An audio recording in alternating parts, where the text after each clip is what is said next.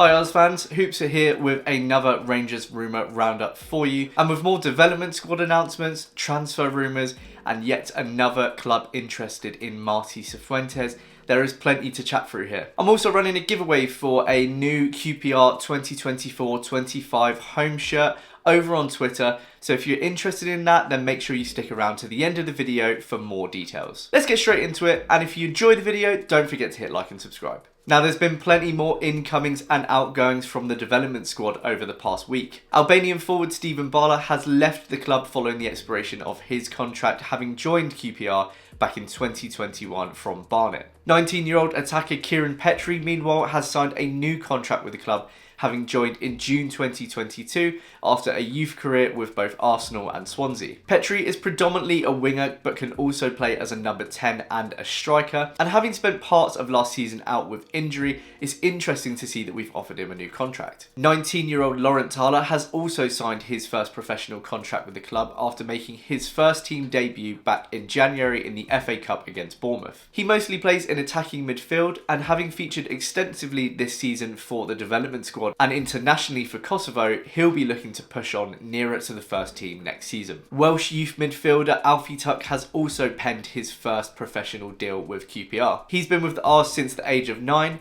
and now 18 will be looking to further his progress with the development squad next season. 20-year-old left-back Casey Shan, who joined the club back in September after spells with Tottenham and Brighton, has also penned a new deal. He's another player that was injured for parts of 23-24, but the club have moved to extend his stay. Finally, in the development squad, we have one new addition, with 18-year-old centre-half Jack McDowell joining from Aston Villa after a decade in their academy. Interestingly, the club set up a phone call with Jimmy Dunn before he finalised his contract, with McDowell speaking very positively of his interaction with Dunn, and they've supposedly remained in contact too, which I think is a very classy touch from the club and from Jimmy. As I say, plenty of activity going on in the development squad, and after a significant amount of players released last month, it's interesting to see how we're filling that squad back up. Congratulations to all those who have signed contracts, and good luck to Steven Bala for the future. Now, there's also a new contract signed outside of the development squad too, with 22-year-old goalkeeper Joe Walsh extending his stay at W12 as rumoured last month. Walsh joined from Gillingham in 2021,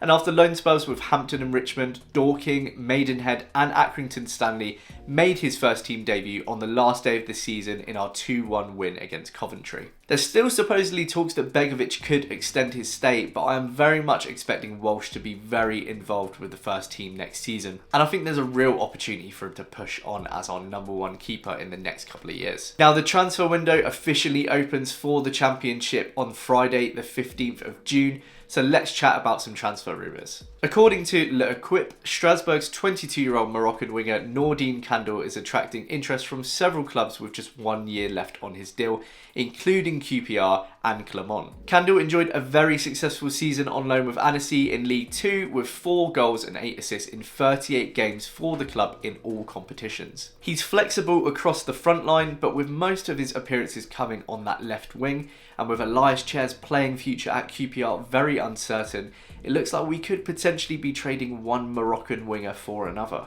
QPR would be quite a random club for L'Equipe to mention in this report if there wasn't some element of truth here. And given that we have started to look overseas for inspiration for our transfers back in January, it's not totally unbelievable. According to Scottish paper The Daily Record, there's also talk that we're poised to sign 17-year-old Hearts right-back Rocco Friel on the expiration of his contract later this month. He spent this season playing for Hearts B team, but with a number of clubs coming in with interest, he is reportedly set to decline a new contract with the side and move to QPR. Given he is just 17, I would imagine he would be linking up with our development squad for the time being. So another interesting one to keep an eye on over the next week or so as the transfer window opening approaches. Now, in less promising news, according to journalist Alan Nixon, Marti Cifuentes has emerged as another name on Sunderland's shortlist for their new manager. And some bookies even have him down as 3-1 to be their next gaffer. Alan Nixon isn't exactly always the most reliable journalist though, so I'm not too concerned about this one right now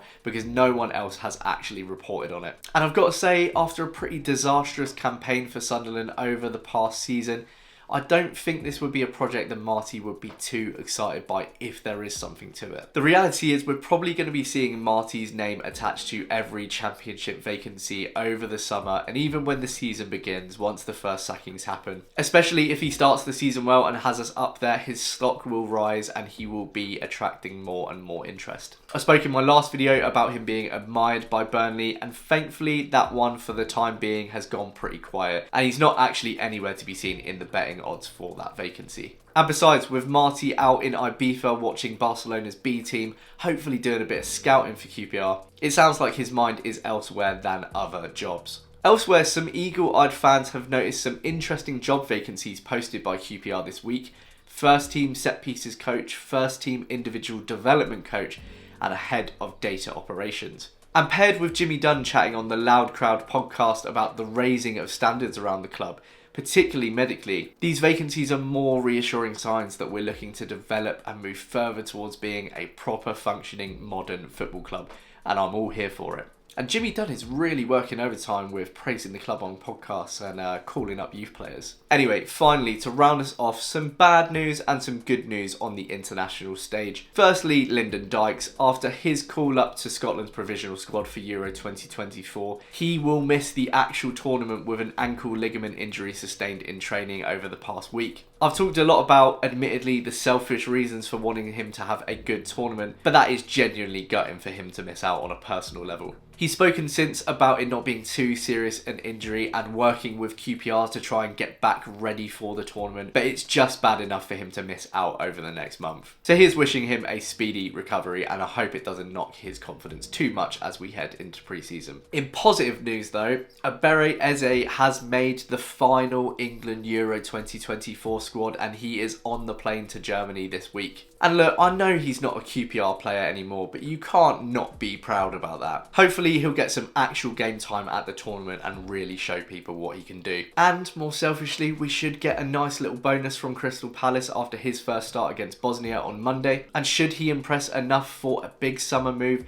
20% of that transfer fee. Okay, so that is all the news for this video. I hope you've enjoyed this latest update, and if you're not already a subscriber, please do hit like and subscribe. It really helps me to grow the channel and reach more people with my content. Those who do already follow the channel will see that I've been making a lot of Euro 2024 content lately, and I will be continuing to do that throughout the tournament, but don't worry, the QPR content is not going anywhere. Thanks again for watching, and I'll catch you in the next one. Cheers!